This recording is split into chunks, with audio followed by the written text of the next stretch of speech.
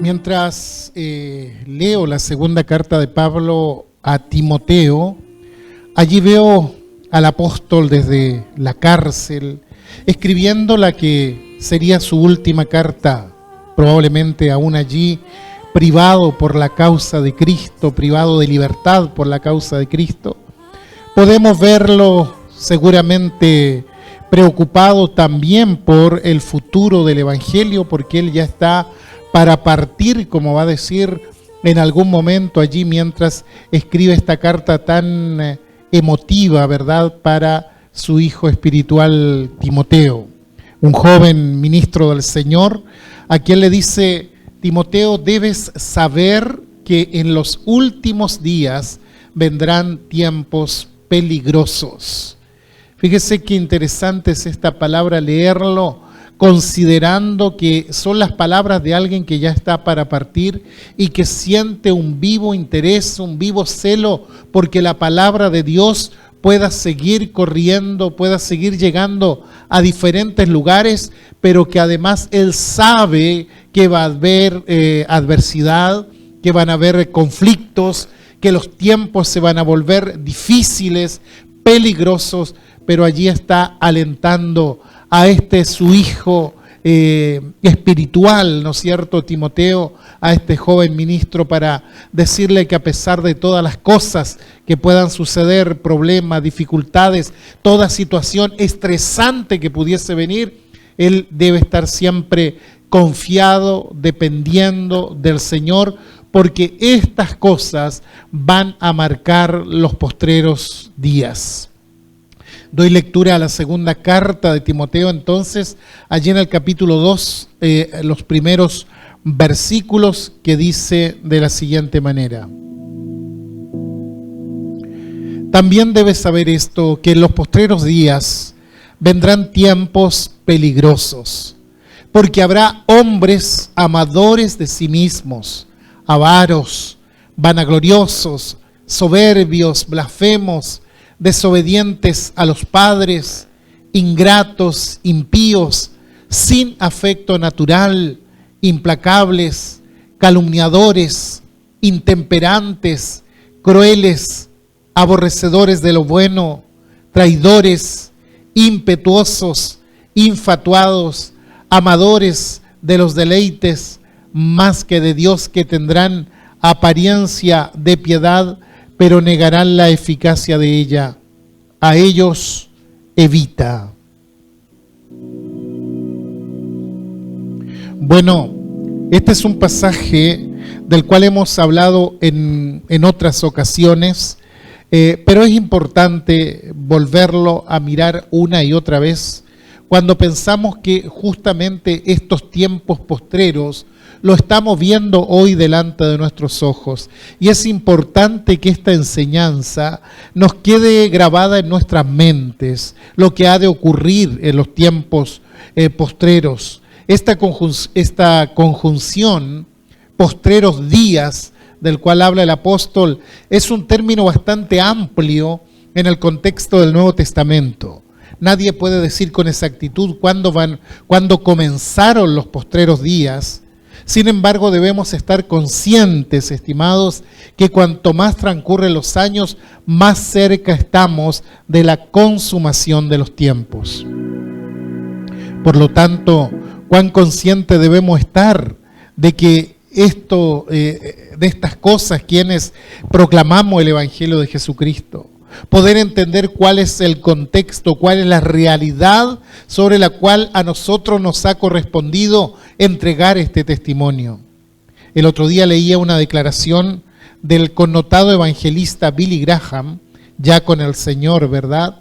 Él decía: los eventos que estamos viendo en este tiempo son claramente un presagio de la segunda venida de Cristo. Ahora, cuando Pablo expone una lista de las características de los hombres de estos tiempos, es prácticamente ver la realidad actual. Podemos identificar claramente esa realidad social, espiritual, moral, política, como quiera llamarle, lo que estamos viendo. Porque vemos hombres amadores de sí mismos, individualistas, egoístas, personas avaras. Todo vale si se puede negociar y sacar una ganancia de ello. ¿Qué decir de la vanagloria existente? ¿Qué decir de la soberbia, de cómo se blasfema contra Dios y contra la palabra de Dios, de la desobediencia hacia los padres? Vivimos en medio de la llamada crisis de autoridad, donde hoy por hoy las generaciones emergentes simplemente no reconocen autoridad alguna. Y por desgracia la lista suma y sigue. Es decir, vivimos en una sociedad que ha sufrido, que está sufriendo profundos cambios, y estos cambios realmente se han visto de una manera mucho más marcada en los últimos 30 años. Y sobre todo podemos ver esto en las grandes urbes, en las grandes ciudades. Lo que hemos vivido un poquito más, tenemos unos añitos más, claramente hemos podido constatar en forma objetiva cómo ha ido cambiando nuestra sociedad. Cambios tan profundos como rápidos. Un sociólogo decía en una ocasión, nuestra sociedad no cambia, muta prácticamente. ¿Por qué? Porque los cambios se están dando tan abruptamente. Lo peor es que muchos de esos cambios son absolutamente negativos. Cambios degradantes donde se ha perdido los afectos más elementales, como el respeto por la otra persona. Hoy por hoy la violencia ha alcanzado niveles inusitados, algo realmente alarmante. Y si usted se fija, mucha mentira por todos lados, mucho engaño, mucha violencia, mucha intemperancia, es decir, prácticamente no hay control, estamos envueltos en una vorágine, vivimos en una sociedad intemperante. Cuando Pablo da la lista del carácter de los hombres de los postreros tiempos, bueno, es exactamente lo que vemos hoy de un modo exacerbado. Hombres crueles, aborrecedores de lo bueno, sin afecto natural. Hoy por hoy existe un grosero desapego por la vida. La vida se ha vuelto despreciable y se ataca desde todos los frentes.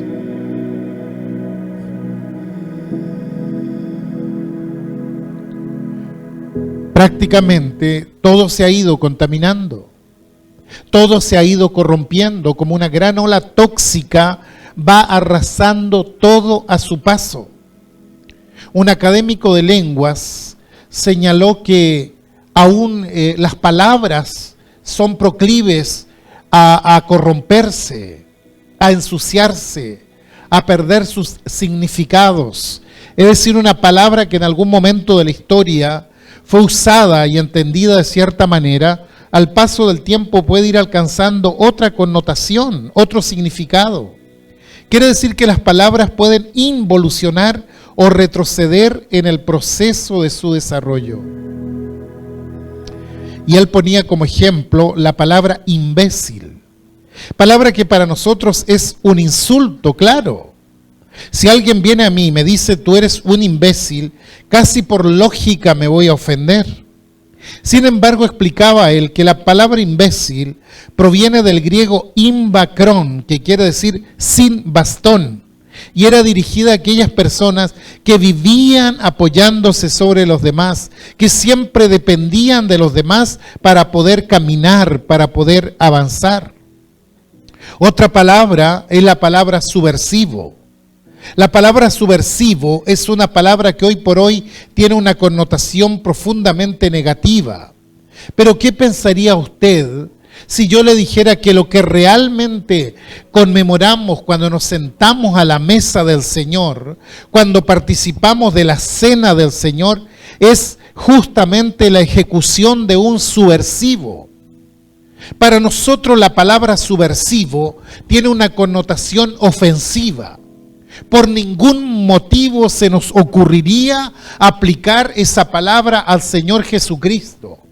Pero la palabra subversivo, según el diccionario de la Real Academia Española, dice que es aquel que es capaz de subvertir, trastornar, provocar cambios.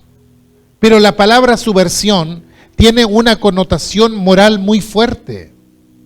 El Señor Jesucristo se rebeló contra la opresión de un estilo de vida pagano que estaba infectando a esa sociedad con una escala de valores que cada vez se estaba volviendo más destructiva.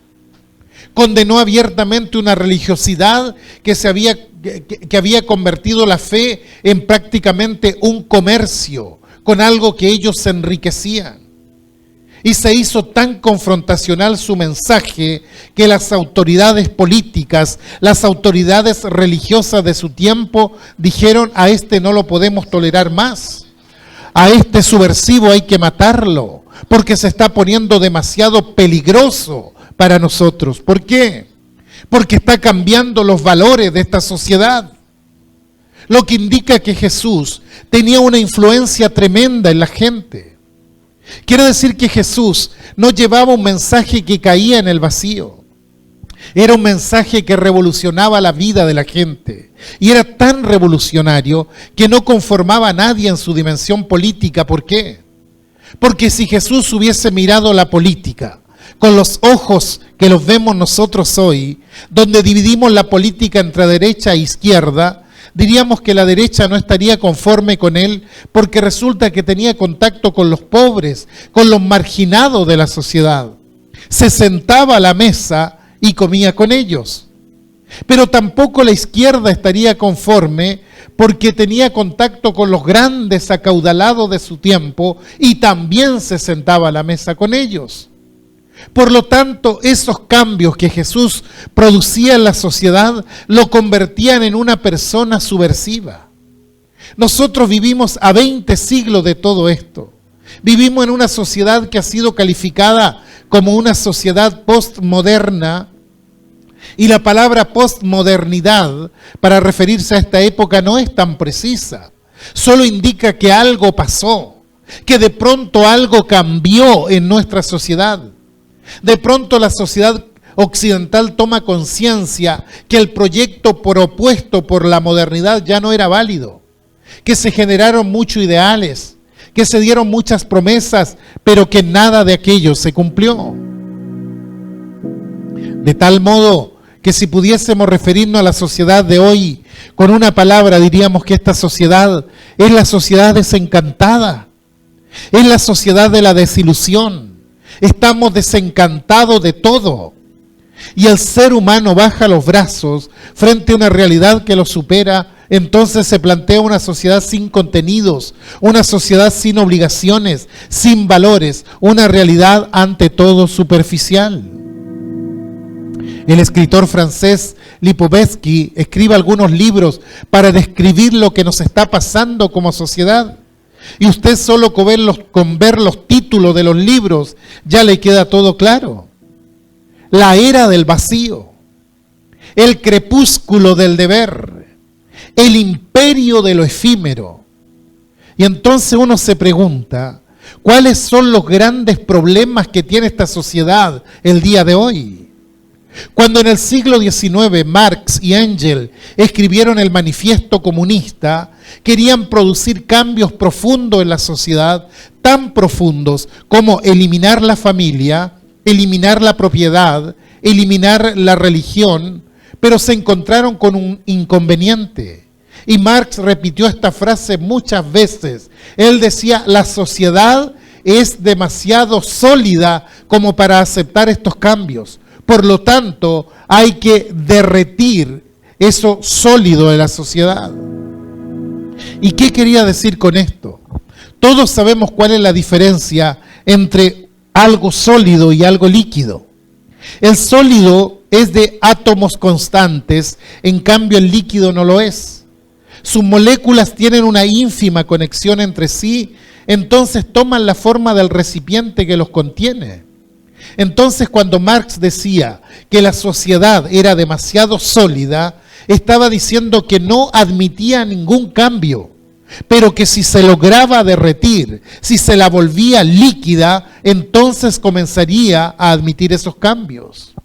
Es decir, cuando Marx hace un análisis de la sociedad occidental, se da cuenta que está tan sólida, tan cohesionada, que era capaz de resistirse a los cambios, porque entre otras cosas tenía una gran capacidad de análisis, un consistente sentido de identidad. Entonces no le vendían cualquier cosa. Pero esto no se quedó así. La sociedad comenzó a licuarse progresivamente hasta llegar a lo que conocemos el día de hoy. Una sociedad abierta a toda clase de influencias que es penetrada por todas las corrientes sin mediar ningún tipo de análisis. Religiones orientales, filosofías místicas que se creían casi desaparecidas, resulta que han entrado a nuestro mundo occidental. Cualquier forma de pensamiento extraño es introducido rápidamente en nuestra sociedad. No hay resistencia. No hay un análisis, no hay una profundización de los contenidos, ni de los orígenes, ni de los fundamentos. Pareciera ser que todo es válido, por tanto nos hemos convertido desde una sociedad que era sólida, que sabía quién era, a una sociedad líquida, permeable, que está abierta a recibir cualquier cosa, que acepta verdades contradictorias entre sí. Verdades que atacan su misma esencia, pero no tiene problemas en aceptarlas y tampoco analiza cuáles serán las consecuencias en el tiempo. Vivimos en una sociedad absolutamente frívola, superficial, donde ser intelectual resulta extraño. Hoy los medios de comunicación masivos son los que están marcando la conducta de la sociedad. Fíjese, por ejemplo, Sócrates. Sócrates se hizo famoso porque era un sabio, porque era un tipo intelectual. Hoy por hoy la sociedad cree que los famosos que ha encumbrado la televisión porque tienen esa tribuna ya son sabios. Entonces aparece una cantidad de gente con la cabeza hueca que opina a través de los medios, habla cualquier tontera y la impone dentro de la sociedad. Mientras que aquel que se quemó las pestañas estudiando ética, estudiando valores, analizando objetivamente las cosas, tiene que estar recluido en alguna parte sin posibilidad alguna de hablar a través de esos medios masivos. Vivimos en una sociedad donde lo superficial se ha vuelto totalitario, donde lo frívolo impone sus líneas de conducta y donde los famosos son personas que hubieran avergonzado a nuestros abuelos por sus conductas y por sus pensamientos. La sociedad occidental ha perdido su forma. Ya no se la puede ver como una sociedad homogénea. Es como un gran espejo que se quiebra y cada pedacito funciona independiente el uno del otro. Y esta licuación de la sociedad comenzó a ser progresiva y sutil. Se comenzó negando el pasado, ignorando la historia, removiendo los sedimentos de la tradición. Se rompió el vínculo con el pasado, con la historia. Esto ocurrió en la década del 60, cuando se comenzó a hablar de un hombre nuevo, bajo el supuesto de que la sociedad solidificada cambiara eventualmente. Pero en la actualidad pareciera ser que el mundo ya no tiene alternativas. Se entró en una instancia donde todos nos sentimos aplastados por la palabra hiper. Vivimos en el mundo hiper. Hace algunas décadas atrás habían dos potencias en el mundo, ahora hay una sola hiperpotencia que manda todo y dicta todo donde se hace la guerra y a quién hay que matar y a quién hay que dejar vivo. En el pasado había opciones. Por ejemplo, en el tema económico, una opción era la capitalista, pero además había otras opciones. Hoy convivimos con un hipercapitalismo. No tenemos opción. Entramos al mercado o nos morimos. Hoy ya no hay, prácticamente ya no hay terrorismo. Lo que tenemos es un hiperterrorismo. El terrorista del pasado, claro, llegaba, tiraba una bomba, hoy no. Hoy se toman 4 aviones y se convierten en armas mortales contra millares de personas. Hoy ya no hay mercado, hay un hipermercado. Los almaceneros van desapareciendo abruptamente. Don Pepe, que nos vendía 1 kilo de azúcar, ya no existe. Hoy todos tenemos tarjeta de las grandes tiendas para comprar y pagar después. Todos sabemos que en las ciudades se va al shopping, se va al mall. Y los malls son todos iguales en cualquier parte del mundo que usted vaya. Las mismas marcas, las mismas ofertas, las mismas vitrinas. Estamos en el hipermercado. Es un solo mercado donde estamos todos metidos. También hay una hipercomunicación. Todos estamos intercomunicados. El teléfono móvil se ha vuelto en un bien de primera necesidad. Ni en las iglesias lo soltamos. De paso les digo que no hay nada más irritante para un predicador o conferencista que cuando está entregando su sermón suene un celular y la persona pida permiso para hablar con alguien de afuera. Pero el caso es que estamos hipercomunicados. Y sin embargo, ojo con esto, nos comunicamos remotamente con gente que no vemos, pero no estamos comunicados con el que está al lado nuestro. En el hogar ya no hay comunicación. Todo el mundo chatea con otra persona a distancia, aún a la hora de la comida. Y escúchelo bien, también existe la hiperdelincuencia. Calcule usted que el narcotráfico es más poderoso que muchos estados. El tráfico de armas, la producción de la pornografía, todo eso es hiperdelincuencia. Ahora cuando tenemos todos estos hiper encima de nosotros, por supuesto que nos sentimos aplastados. Nos sentimos como hormigas frente a esto. Entonces, ¿qué hago yo aquí hablando contra esa sociedad si esta sociedad la manejan los hiper? No la manejamos nosotros. El problema es que esto nos lleva a perder la dimensión del hombre, del ser humano. El hombre se ha convertido en una hormiga y menos que eso frente a estos gigantes. ¿Sabe lo que es ir al Costanera Center en Santiago y mirar a la gente desde arriba? La gente es nada prácticamente, es inexistente. Inclusive hace algún tiempo atrás fuimos con mi esposa y mis hijas, mis hijos, mi hija y mis hijos, a la ciudad de Castro y fuimos a conocer el Mall de la Discordia. Para los que no conocen, Castro es una ciudad pequeña. El centro usted lo recorre a pie en menos de una hora. Y resulta que ahí se erigía el Mall Paseo Chiloé. Bueno, hasta el día de hoy está ahí. Un gigante en medio de las casas sencillas y de los negocios pequeños. Ahora todas las cosas son tan gigantescas, ¿no? Tan omnipotentes, que es como si hubiésemos bajado los brazos y dijéramos, yo no puedo contra esto. Ya no puedo luchar contra esto. Lo único que me queda es subirme al río de la historia y que me lleve. ¿A dónde? A cualquier lugar.